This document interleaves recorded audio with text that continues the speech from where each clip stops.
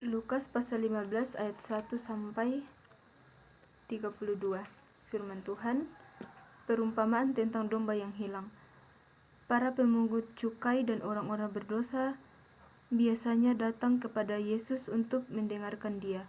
Maka bersungut-sungutlah orang-orang Farisi dan ahli-ahli Taurat. Katanya, Ia menerima orang-orang berdosa dan makan bersama-sama dengan mereka. Lalu Ia mengatakan perumpamaan ini kepada mereka. Siapakah di antara kamu yang mempunyai 100 ekor domba, dan jikalau ia kehilangan seekor di antaranya, tidak meninggalkan yang 99 ekor di padang gurun dan pergi mencari yang sesat itu sampai ia menemukannya?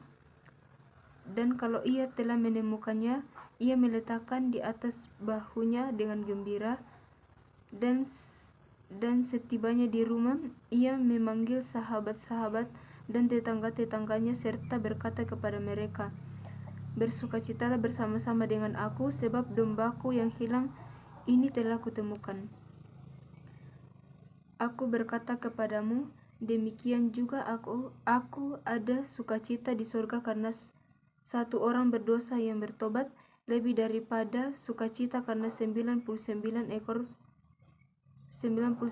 orang benar yang tidak memerlukan pertobatan. Perumpamaan tentang dirham yang hilang. Atau perempuan manakah yang mempunyai 10 dirham, dan jika ia kehilangan satu di antaranya, tidak menyalakan pelita dan menyapu rumah serta mencarinya dengan cermat sampai ia menemukannya? Dan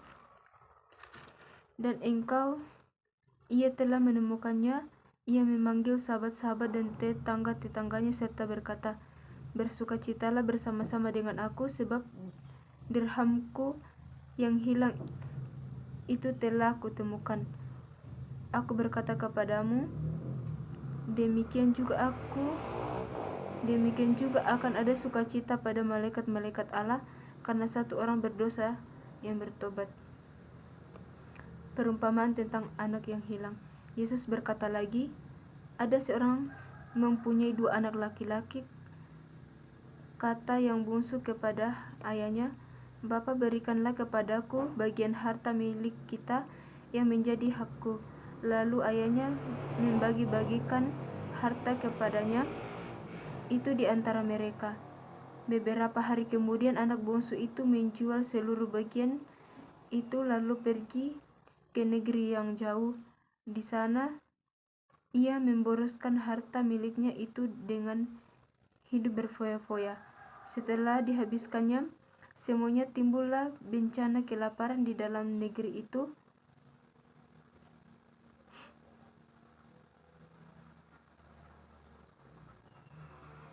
dan ia pun mulai melarat.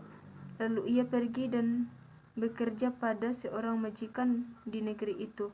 Orang itu menyuruhnya ke ladang untuk menjaga babinya, lalu ia ingin mengisi perutnya dengan ampas yang menjadi makanan babi itu.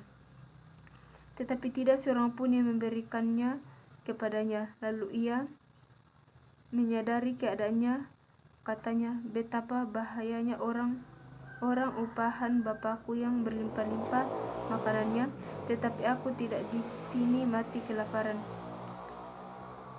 Aku akan bangkit dan pergi kepada Bapakku dan berkata kepadanya, Bapa, aku telah berdosa terhadap sorga dan terhadap Bapa. Aku tidak layak lagi disebutkan anak Bapa. Jadikanlah aku sebagai salah seorang upahan Bapa."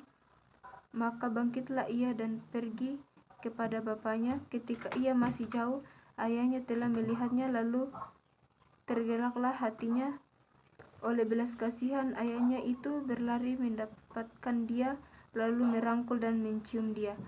Kata anak itu kepadanya, "Bapa, aku telah berdosa terhadap sorga dan terhadap Bapa. Aku tidak layak lagi disebut anak Bapa."